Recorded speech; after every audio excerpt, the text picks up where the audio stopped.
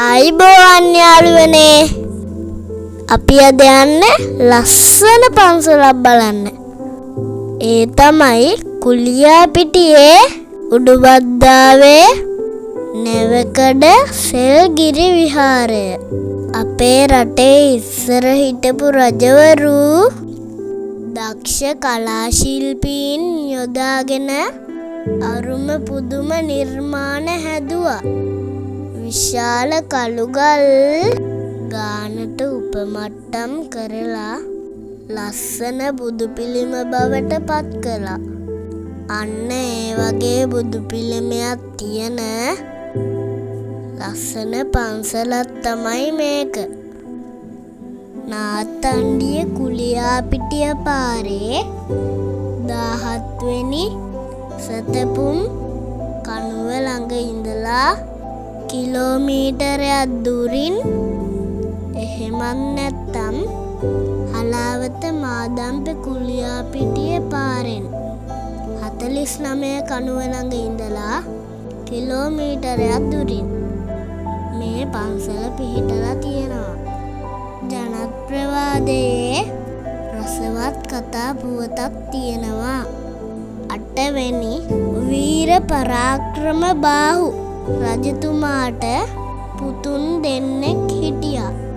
එක්කෙනෙක් තමයි සකල කලා වල්ලභ කුමාරයා. අනෙක් එක්කෙනා තනිය වල්ලභ කුමාරයා. මේ දෙන්නගෙන් සකල කලා වල්ලභ කුමාරයාගේ ඇතුන් නාවපු තැන නැවකඩ කියලා ප්‍රසිද්ධ වුණාලු. ලොකු කළුගල් තලාවක් උඩ පන්සල තියෙන නිසා ඒක සෙල්ගිරි විහාරය කියලා හැඳින්වුවාලු. මේ විහාරයට වසර 150ක තරම් අතීතයක් තියෙනවා. නමුත් මෑතකදී තමයි මේ පන්සලේ තියෙන විශාල කළුගලේ බුද්ධ ප්‍රතිමාවක් නිර්මාණය කළේ. ඒ අදහස ඇවිල්ලා තියෙන්නේ 2010 වර්ෂයේ විහාරාධිපති ධූරය දරපු ආලංකුලමේ පේමසිරි ස්වාමීන් වහන්සේට 2010 සැප්තැම්බර් 24 තමයි මේ විශාල බුද්ධ ප්‍රතිමා වහන්සේ කළුගලේ නිලන්න පටන් ගත්තේ. ඒ මෙනුවන්ගොඩ වික්‍රමසිංහ මහතාගේ දායකත්වයෙන් මේ ශෛලමය බුද්ධ ප්‍රතිමාව අඩි 56ක් පමණ උසයිලු. මේ ලස්සන පන්සලත් බලන්න ඔයාලත් එන්න. තොරතුරු ටික හොයාගත්තේ අන්තර්ජාලයෙන්. අපේ channel එක subscribe කරන්න.